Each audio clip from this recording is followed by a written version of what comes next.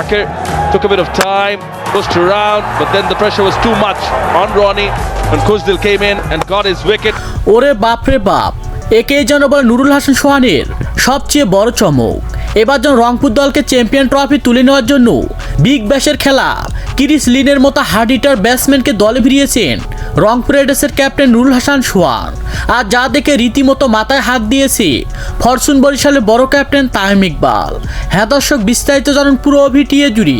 এবার 2025 সালে বিপিএল লিগে দেখা গিয়েছে টানা 8 ম্যাচ অবিশ্বাস্যভাবে জয়লাভ করলেও যেন রাজশাহীর বিপক্ষে ব্যাটিং ব্যর্থতার কারণে ম্যাচ হেরেছে রংপুর রাইডার্সের মতো শক্তিশালী দল।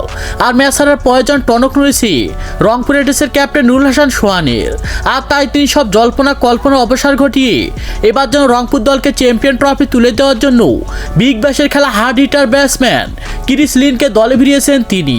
তবে যেন ইতিমধ্যে ক্রিস লিনকে প্রথমের দিকে পাওয়া না গেলেও 2-3 ম্যাচ পরে যেন রংপুর রাইডার্সের হয়ে হার্ড হিটিং ব্যাটিং পারফরমেন্স করতে এই ক্রিস লিনের মতো হার্ড হিটার ব্যাটসম্যান কি। রংপুর রাইডার্সের ক্যাপ্টেন নুরুল হাসান সোহানের কথা হলো যে যদি আমার কোটি কোটি টাকাও যায় তারপর আমি টাকার পরোয়া না করি একের পর এক বিদেশি তারকা এমনকি বিগ ব্যাশ খেলা প্লেয়ারদের আমার রংপুর দলে ভিড়িয়ে আবারও আমি রংপুর দলকে চ্যাম্পিয়ন ট্রফি তুলে দিব। কারণ হলো যে রাজশাহীর বিপক্ষে যে ওপেনিং পজিশন করেছে রংপুরের মতো ব্যাটসম্যান তা নিয়ে যেন কখনো এবারে বিপিএল ম্যাচে ম্যাচ জেতা সম্ভব নয়। আর তাই তিনি টাকার পরোয়া না করে এমন ক্রিস লিনের মতো হার্ড হিটার ব্যাটসম্যানকে উড়িয়ে নিয়ে আসতে ব্যস্ত হয়ে পড়েছেন তিনি।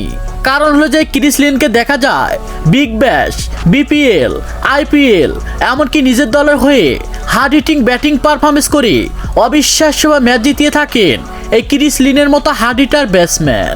আর তাই আমি টাকার পরোয়া না করে এমন ব্যাটসম্যানকে আমার দলে ভিড়িয়েছি আমি। তো দর্শক, পারবে কি রংপুর রাইডার্সের ক্যাপ্টেন নুরুল হাসান সোহান এমন ক্রিস লিনের মতো হার্ড হিটার ব্যাটসম্যানকে দলে ভিড়িয়ে রংপুর দলকে চ্যাম্পিয়ন ট্রফি তুলে দিতে? সে বিষয়ে আপনাদের গুরুত্বপূর্ণ মতামত জানাবেন আমাদের ভিডিওর কমেন্ট বক্সে। ধন্যবাদ।